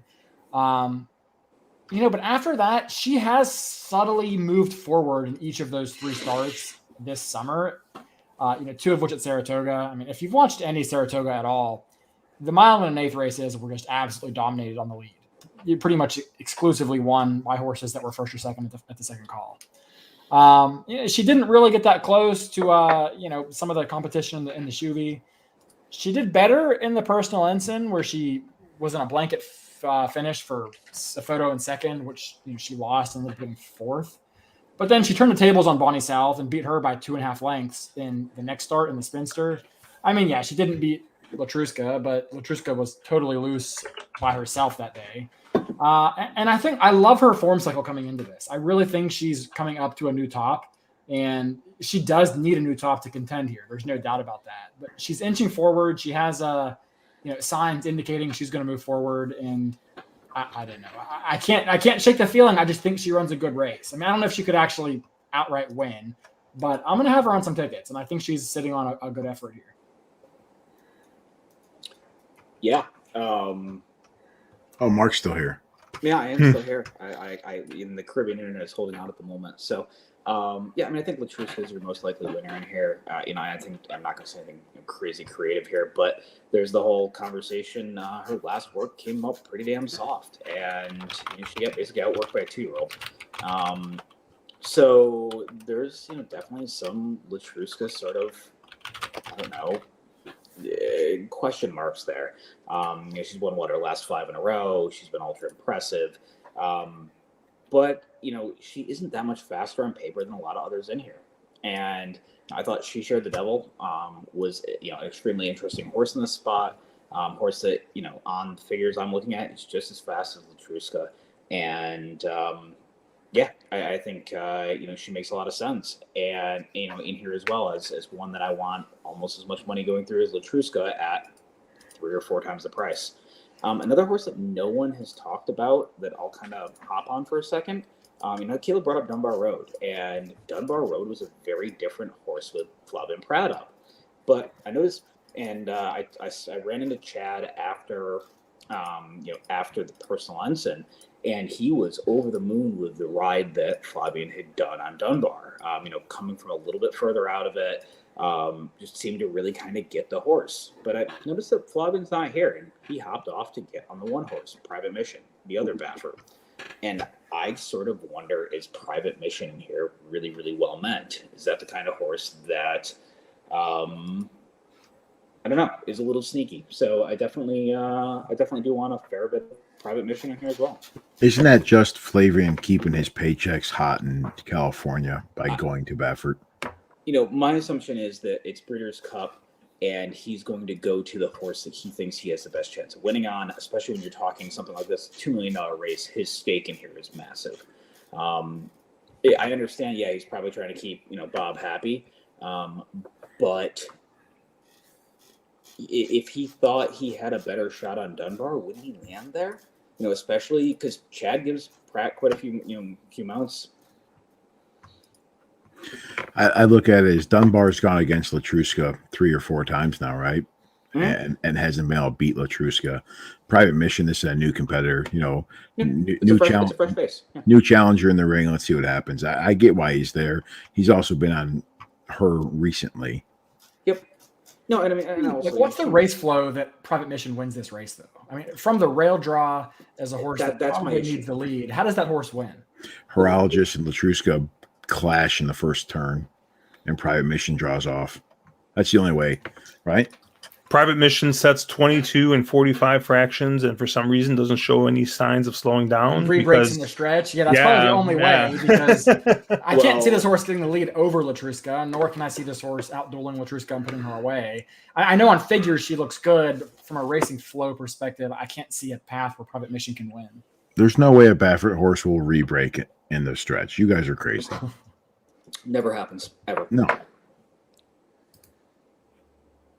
I thought she was at least an interesting horse that we hadn't talked about. So,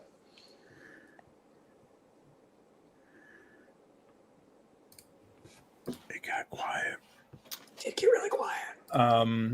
Yeah, I don't. Hot pocket. What do you guys think about Frankie Dettori getting the mount on this 4? I think he was lucky he didn't get stomped out today. He was, but I mean, do you think it means anything? You think he's just like, hey, whatever. Like I'll take my $200, $300 or whatever to ride this horse around the merry-go-round. He's here for other mounts. I think it's a pickup. Yeah, the horse has a half the blue prize and undefeated over dirt. So I mean, if you wanted to go there, you could. The horse has been here since like fucking spring, so she's had plenty of time to acclimate. But I wouldn't read into Frankie taking the mount. They didn't even know he was coming until probably a week ago, so I wouldn't really think that it's anything too crazy. Did you say acclimate? He probably stole the mount from Juan. I know you love your South American horses, though, Josh. So yeah, those South American horses. Yeah, or I mean, if they were going 1.5 miles, I would be all over that horse. But yeah, going the standard. Let's touch on a couple of comments in chat here. Road Warrior says he really wants a stretch duel here, just as a fan, and the 3-year-old prevails. And Robin saying, yeah, you're not going to get a good payout betting on favorites. And Road Warrior saying he doesn't bet the BC for various reasons. This is about the only race he wants to bet, though. So probably because the 2 Chad horses are long prices. So we know Road Warrior's a big Chad Brown fan, but yeah, let's take a look here at the BC turf. Scratch out the 3 domestic spending, no good. I mean, what do you think the odds we're going to get on Tarnawa are going to be now? I mean, even money? I was going to say 7-5, maybe. Let me Yeah. see. On Bovada, she is -160. Oof. Ooh, -160. What do we got? Let me see. Do I have? No, it's Latruska. Tarnawa is 11-8. So a little bit better overseas, but yeah, you got Tarnawa, and then second choice you got Tiona. The Tiona's a 3-year-old, right? I think someone was talking about. She is, yeah. Yeah, earlier. So those are going to be your two short prices here. Where did Mark go? Mark just disappeared.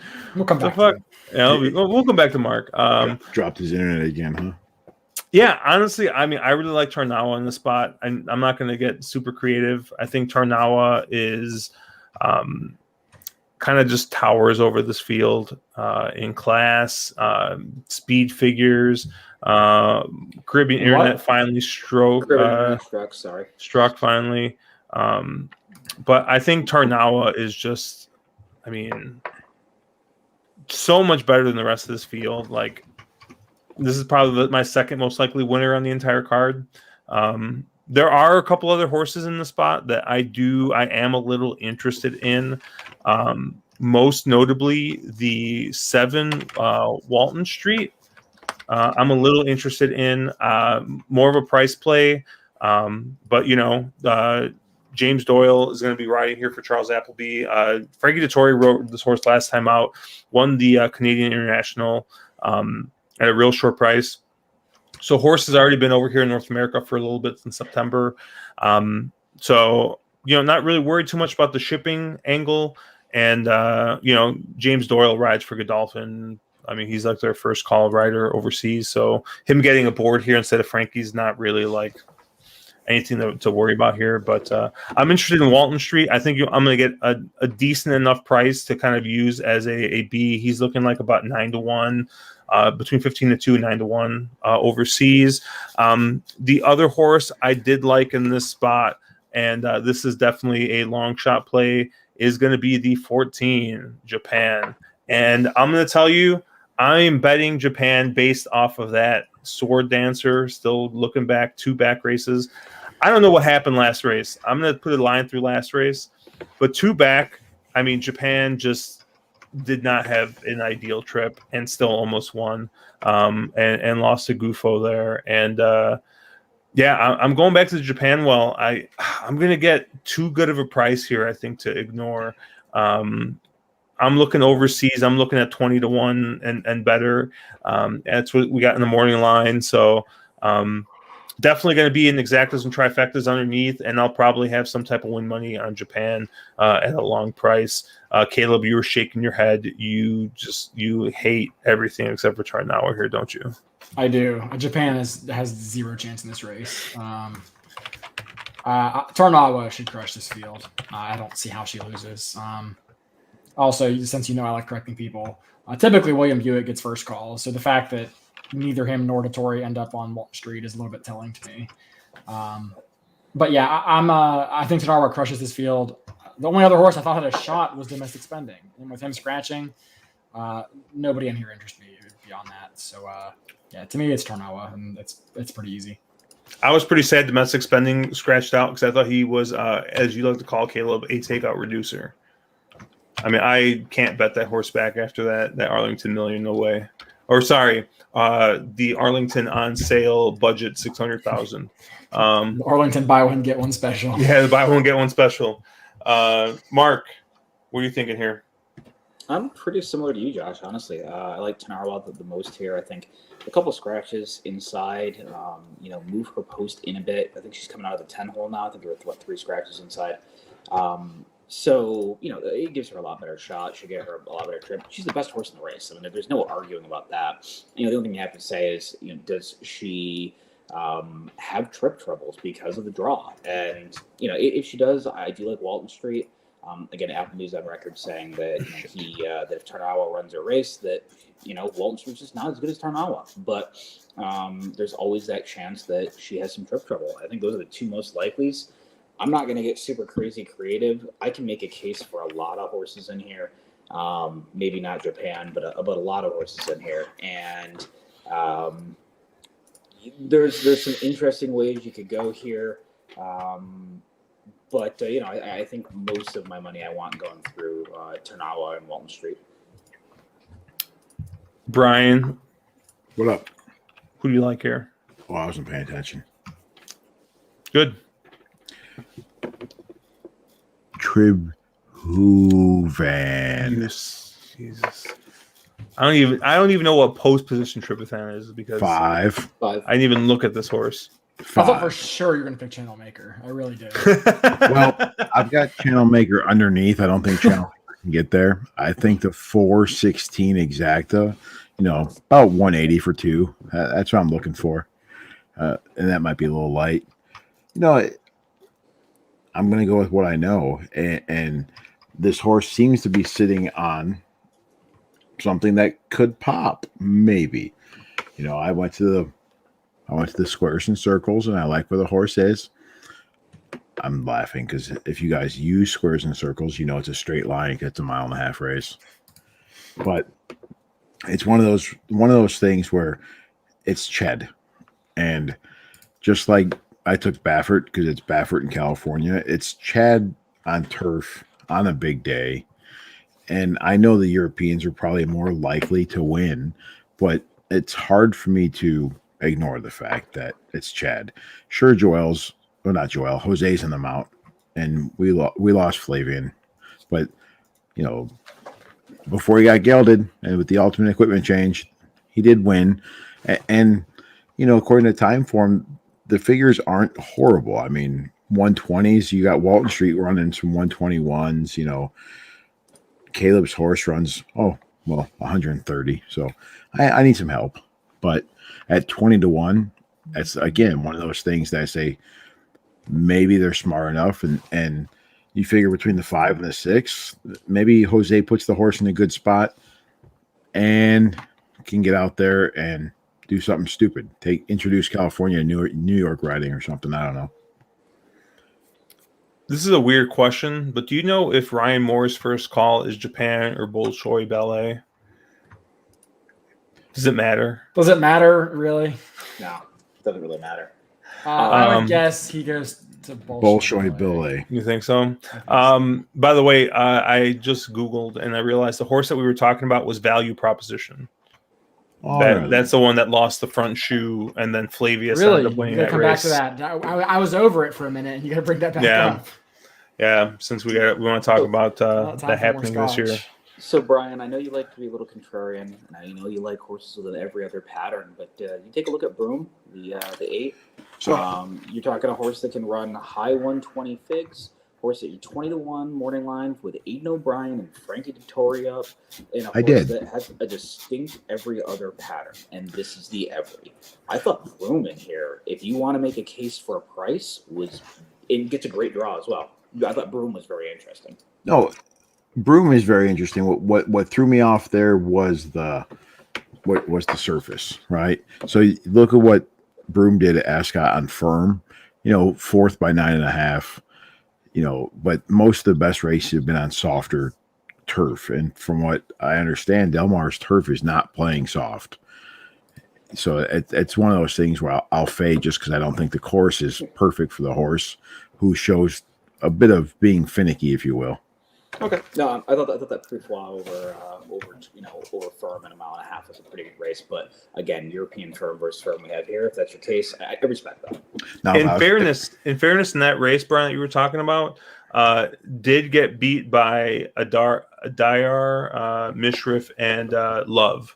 So 3 like really good horses. So it's not like lost to a bunch of also ran. So no, I get that, but I'm just looking at the figures that came out of the races based on the surface.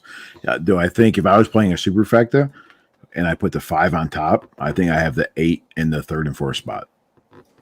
The 8's a rabbit historically. That's what Aiden uses Broom for, is to set an honest pace for the horse that's actually supposed to win the race. Right. There's a lot of speed in here, especially with Channel Maker drawing in. I don't think Broom can probably get it. So he's setting it up for the 14 Japan. No. So he actually entered Love in the Philly and Mare Turf because he wanted to get his AEs into this race. He wanted to get Bolshoi Ballet into this race. That's the only reason Love's not here, and instead she's in the Philly and Mare Turf. So maybe that tells you what he thinks of Bolshoi Ballet. I can't see a way the horse really wins, but maybe Aiden does like the horse. So wait. Do you think he wanted to get Bolshoi Ballet into the race? Or do you think he wanted to get Japan into the race? I think he wanted Channel Maker in there to set the pace. I'm going to stick with Bolshoi Ballet. So wait a second. We're running in California, and you're complaining about a speed horse on turf? Really? Like speed has not been good on the Dunbar turf. It has not been holding up. And that horse is going to be probably 4th at best anyway, after Troubavon, Acclimate, and Channel Maker. Stephen Fox has a great question, Josh. Can you answer that one? What? Which horses are EU? It's Japan. Yeah, Japan is an EU. It's trained by Aiden O'Brien. It's not a North American horse. I know it's run here twice. All right, settle down. Thanks, Stephen. Appreciate you. But Yeah, no, this is going to be a fun race. Even if I lose all my money, it's going to be a fun race to watch. So congratulations to Chad Brown winning this race with Thank you. Rock Emperor. No. Yeah, I'm waiting for Rock Emperor to just come boom all of us. I guess that's going to be. If you believe his last race is like, I don't know, legitimate, like he's not impossible, but I don't believe his last race is legitimate. So we're just not going to mention Guffaw? We're going to pretend he doesn't exist? I don't like Gufo at all. I didn't like Gufo the last time he won. I've never liked him. Anytime he's ever won, that doesn't mean he doesn't occasionally win. I much preferred was that the Tributhan race where Tributhan just like didn't run at all. I think and he beat your horse 2 back. I'm just gonna throw it out there. Yeah, he beat my horse 2 back, but my horse ran into trouble 2 back. That's why I was saying that's the effort I'm betting my horse off of. And Mark, 2 back. Okay, good luck. Mark, I just want to tell you that Guffaw is a calculator horse, Mark, with 3 plus signs. Yeah, I'm aware. That's another reason I brought that horse up. What were you gonna say, Caleb? I said good luck. Yeah, before that, what were you gonna say before that though? Nothing really. I watched that race. I don't think Japan had any trouble in that sword dancer that really changed the outcome. I mean, maybe he wins by a neck instead of loses by a neck, but I don't think he was going to run a significantly better figure or have competed at this level, no matter what happens there. I think there's just better horses in here. Yeah, Japan may have been a player 2 years ago, but not anymore. Maybe if he had Castellano, they could get a time machine double, but. Wait, so the 4-year-old 2 years ago, is that what you just pulled that out? He'd have been a 3-year-old 2 years ago. Isn't Gufo? I'm talking about Japan. He's talking about Japan. Oh, you're talking Japan. I'm sorry. Yeah. All right, BC Classic. I think this might be the most. This is also, I think, a straightforward race. I think you take 2 Brad Cox horses and you just move on. I can't really put. Well, this is more of like a 1-2 punch kind of thing. I think Nick Sko is going to get out and set an honest pace, and there's a chance that he just keeps going and wins this. But if not, I think Essential Quality sits just off and gets first run on all the pacemakers and wins this race. So I think it's as easy as the 4 and the 5 in the spot, and I'm not going to overthink this race. Brian, what are you thinking here? They had Johnny V on TVG talking about the plan with Medina Spirit, and they said that he was going to go. Whether or not you believe it or not, that's up to you. But personally, I see a pace battle going here. I think Medina is going to try to go, not quick enough to get up to Nick Sko, but I think the pressure will be enough. And I've been on Essential Quality all year. I think that's the horse of the year. And I think Essential Quality blows by them in the stretch. That horse has shown a propensity to get there. Even after the Kentucky Derby, the horse had some trouble to start and was still close enough. So now if the horse can break clear, I think he's better than Medina Spirit. And I think, what is he going to be, 3rd or 4th choice on the board? And I'll take it. My brother is actually just texting me right now. He's like, "Why did they scratch the 1 in that last race?" Why? I just can't get away from it. Caleb, what are you thinking here? Boy, this race is tougher than I initially thought. I'll say that. I was initially saying Nick Sko probably can't lose this race. Hearing the comments from Johnny Velasquez that, like, listen, we're going. If he wants to go, come and catch us. And recognizing that it's Rosario on the 5, and you also have some kind of wild card horses like Hot Rod Charlie and Art Collector who might want to go. I mean, there's no doubt that Essential Quality gets his trip if he's good enough. I mean, zero doubt in my mind he will have the best trip of any horse in this race. Nick Sko is the fastest horse in this race. So those are kind of my 2 top selections, kind of as you talked about, Josh. I mean, Nick Sko, if he can stretch out to 1.25 miles and avoids going, 45 to the half, I don't think he can lose. If it does get kind of melty, Essential Quality probably picks up the pieces, and that's kind of how I see it. I'll probably have C tickets, so to speak, with Hot Rod Charlie and Max Player. I don't know that they're really good enough to outright win most of the time. But I do think that if it melts down, Max Player is probably the best closer in the field. And Hot Rod Charlie, I think, he doesn't get enough respect because Essential Quality has been so good. But his last race in the Pennsylvania Derby was just as fast as anything Essential Quality has ever run. That was an outstanding race. I mean, he crushed Midnight Bourbon, who Essential Quality was life and death to beat in the Travers. So I don't think Hot Rod Charlie gets the respect he deserves. So I will have him on a ticket or two, but I don't really know what to think of the blinkers going back on. I kind of thought he ran better races without the blinkers.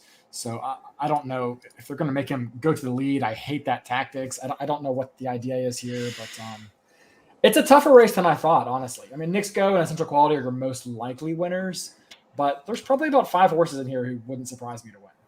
Don't you have to worry, though, if Hot Rod Charlie wins that he gets disqualified? Since he hadn't survived 2 inquiries last 2 times out. It's the bad boy of racing. It's like max security all over again. Mark? Yeah, I got nothing really creative that Caleb hasn't really already vetted out pretty well. I think Knicks Go is your likeliest winner. I don't think Medina is fast enough to go. I mean, if Johnny goes full send, maybe, and it gets dumb on the front end. I think Knicks Go is the best horse in here.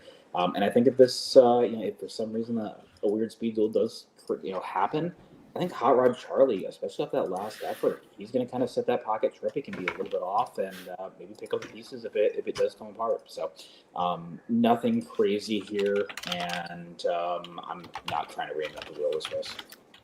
Stephen Fox says he's got to survive running for purse money only first. So Ryan saying this is easy for him. The biggest FU Bob Baffert could give horse racing is winning this race. Medina Spirit for him. Road Warrior says 4, 6, 3, 5. So he likes Essential Quality, Art Collector, Hot Rod Charlie, and Knicks Go in that order in the Classic. He did like Ubir in the last race. Sorry, I did miss that. And DJ 2 Beats did say plus 150 on Sportsbook for Tarnawa. I know we had Stephen Wing had a play here for the Classic. He liked 3, 4, 5, 6, 8. Well, he had a lot of stuff here, but he really wants to key the 1 and the 2 Express Train in Tripoli in 3rd and 4th in a trifecta or a superfecta rather, to try and kind of boost up the payout that he might see in the spot. I think Tripoli has definitely got a shot to run a nice race here underneath. I mean, I'm a little worried because at Awesome again, he just decided not to show up after winning that Pacific Classic. So I don't know if that was a one and done. I also wonder, how he's going to run without notable fuck you jock Tiago Pereira aboard. So I don't know what's going to happen here. Yeah, I thought Tripoli, like if you kind of put a line through the Awesome again and you kind of look at his progression, I thought he might be set up for a good race here, and I don't see how he doesn't factor into bottom end of a trifecta or maybe even the exacta here. So, but let's see, we got anything else in chat? Nope. Anything else? Anything else you guys want to talk about on tomorrow's card? I mean, I thought today was some really nice racing, marred by that nonsense at the end, but it was a fun day. And I know tomorrow I'm going to the bar and the OTB and hanging out with some friends, firing away, and it should be a good day. But anything else you guys want to add? I was gonna say we put a man on the moon 50 fucking years ago, and we can't fix something for a late scratch. We choose not to, Caleb. And we continue coming back to the product that won't support the player. It's our own fault. It's really on us. You're right. Yeah. Mark, you got anything? Got nothing, man. Good luck to everybody. I know it looks chalky tomorrow, doesn't it? It does. It looks chalky tomorrow, doesn't it? I mean, it feels chalky. Gamine, Jackie's Warrior, his life is good. Yeah, Brad Cox in the Classic. I mean, and if you like Space Blues, that's 5 out of 6 favorites right there. Yeah. It feels like a card where it could get fairly chalky. I mean, one favorite's going to lose because one favorite always loses. It's just like you got to make sure you're right. I mean, I don't know. Yeah, It might be more of a double you can day feel or a. something. Josh, how'd Ravelli do today? Oof. Yep, I took the over on that 0.5. You know, honestly, I thought the horse ran well. I mean, the horse ran his race, and then just, I mean, he got swallowed up, and so did no, was the other horse on the lead won, right? Was it the 6? Yeah. Yeah. I mean, to recap, like briefly, I think we all had a pretty good. I mean, I think as a stream team on Thursday, we had a pretty good showing. I mean, I think we had your winners for the most part. I know no one loved Corniche, but that was with the scratch. We kind of recognized he made sense there. And then, I mean, Pizza Bianca was probably the one I didn't have, but I thought we had a pretty respectable showing, all things considered. I mean, we were all pretty much against Pizza Bianca, which was the one that hurt, and Bobby Flay just laughed in all of our Brian had faces. Malabath, who ran second at like 20-1, which is a nice pick there. But you're right. Yeah. I mean, Pizza Bianca stung. Yeah. All right. Well, I'm going to get off because I've got things to do upstairs. Oh. Well, on that note, No, I mean go to sleep.